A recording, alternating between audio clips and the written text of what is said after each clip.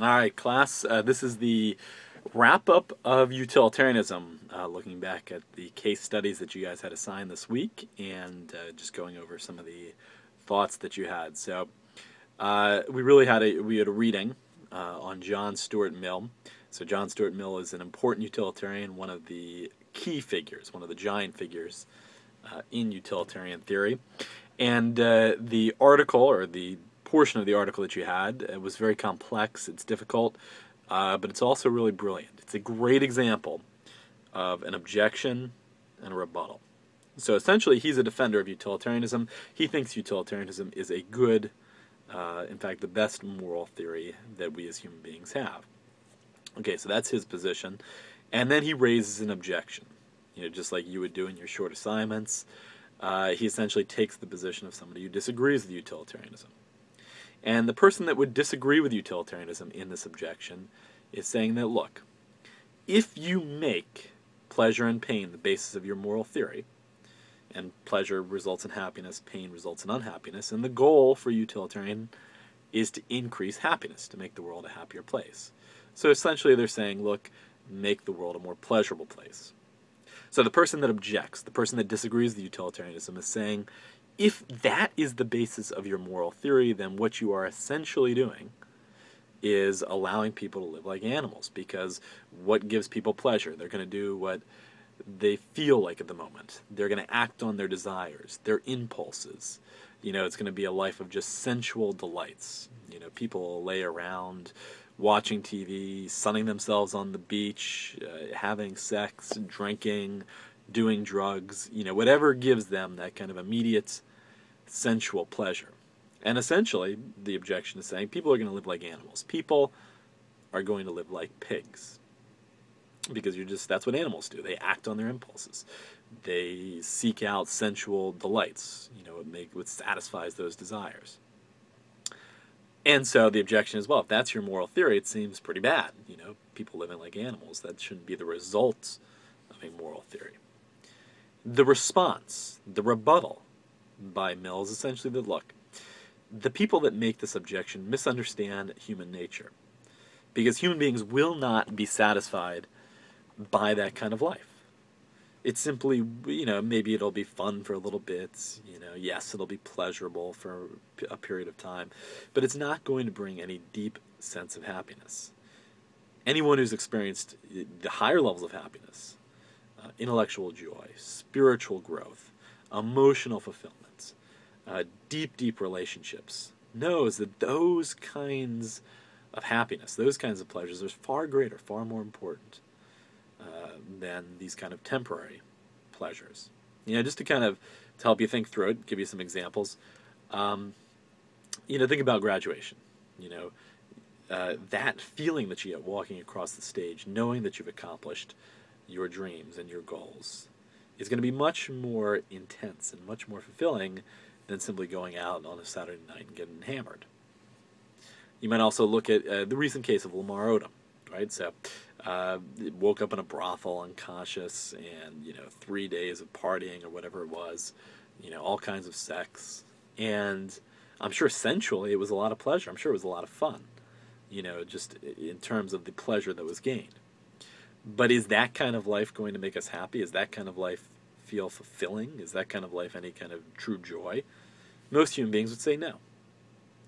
Because what we really desire, what we really want, is a deeper sense of joy, and we can't get it simply by pursuing sensual delights. One final example. If you won the lottery, let's say you won $100 million, so you won enough for the rest of your life. You won enough so that you could just sit around all day doing nothing but playing video games and, going to tropical islands, so on and so forth. It would be fun for a while. It would be a great vacation. We'd like it for a little bit, but Mill says most of us, if we continued to live that life, wouldn't love it, because it would grow old. It would grow unfulfilling, because again, we want more. We want a deeper sense of joy. Okay, so that's an important article, and then you had two case studies. So one was the vegetarian video, the Steve-O video. A number of you said in your post that you were deeply impacted by this video, that it deeply upset you, that you were on the verge of tears, and it is. certainly a disturbing video. Just in terms of some points to make about that. So a number of you brought up this idea that based on utilitarian theory, everyone's happiness counts. And utilitarianism has been a really important movement in that regard. It essentially expands the scope of who matters, of who has to be considered, of who is considered important or worthy of consideration. And so, just as a historical background, this theory was developed in the 17th and 18th centuries, and at that time you had great social oppression. Women weren't considered full human beings, didn't have rights. Minorities weren't considered full human beings, didn't have rights. You certainly wouldn't really consider future generations as being important. It's certainly not animals. And generally, the idea was, look, these groups are not fully human because they're not fully rational. Whereas utilitarianism says, look, gets rid of the reason, the rationality is the basis for what matters, and says pleasure and pain matters. And when you take that basis for what matters, well, then women count, minorities count, animals count, future generations count, because clearly they can experience pleasure and pain.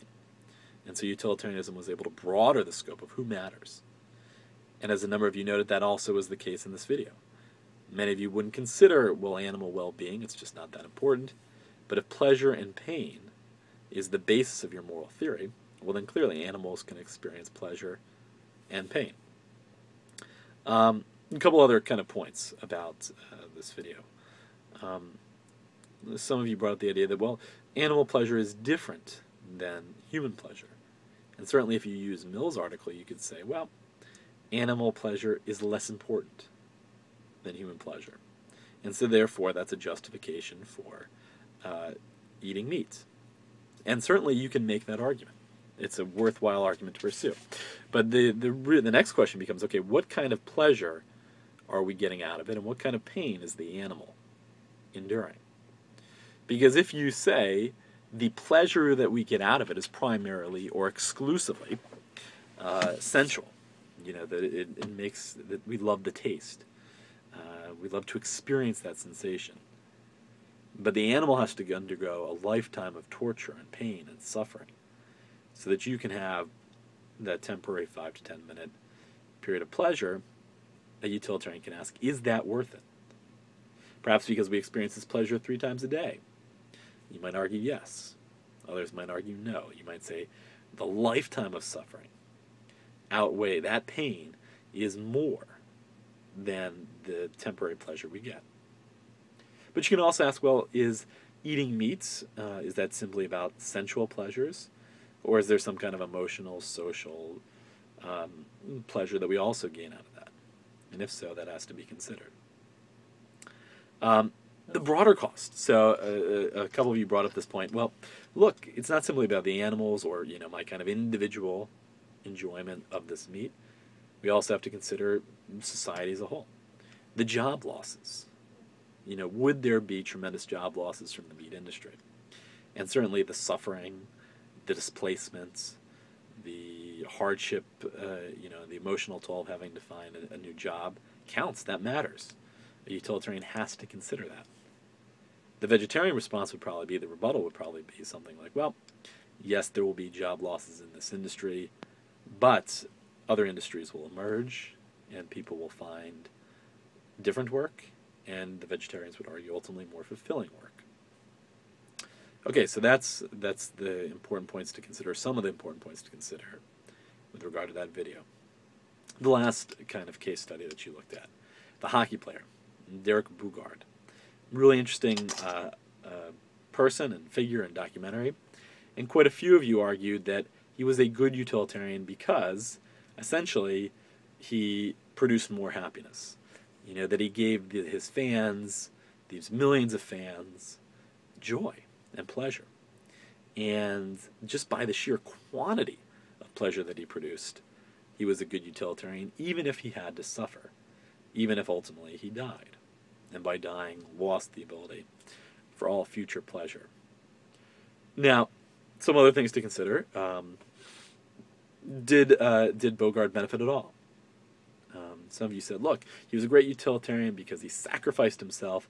He gave himself up for his teammates, for his fans, and that was really the source of his utilitarianism.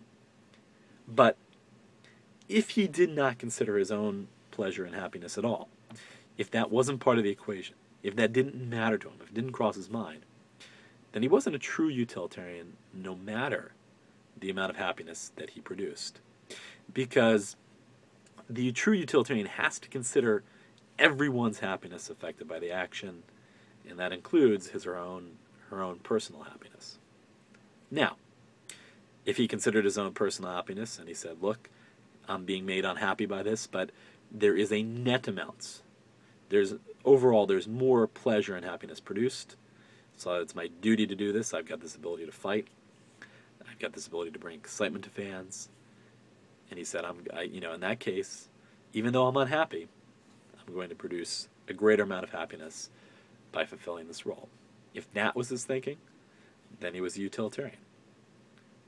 A third option, you might say, he produced all this excitement and joy for fans, and that he himself also was made happy. Perhaps he enjoyed the spotlight. Perhaps he enjoyed the salary. Perhaps he enjoyed being, part of a professional league where thousands of people chant your name. Perhaps it was fulfilling his dream. So even though, yes, there was definitely a great deal of pain, you might also argue that he himself personally gained some happiness out of it. And the final point I want to make to close off this kind of recap video is the idea that we have to consider the type of pleasure produced. So for fans, they would likely experience an intense, short burst of pleasure, of excitement. Oh, that fight was awesome. Oh my gosh, that was incredible. But that's also temporary. You might say that Vugard, by losing his life, lost the ability to experience all future happiness, and so that's a great loss. And you might also argue that his parents and his close friends and family suffered a great degree of anguish. So then the question becomes, okay, so if they experienced really deep, incredible pain, but the fans only received kind of temporary, short-term pleasure, was there more happiness produced? And then you get into the question of, well, how many fans were affected?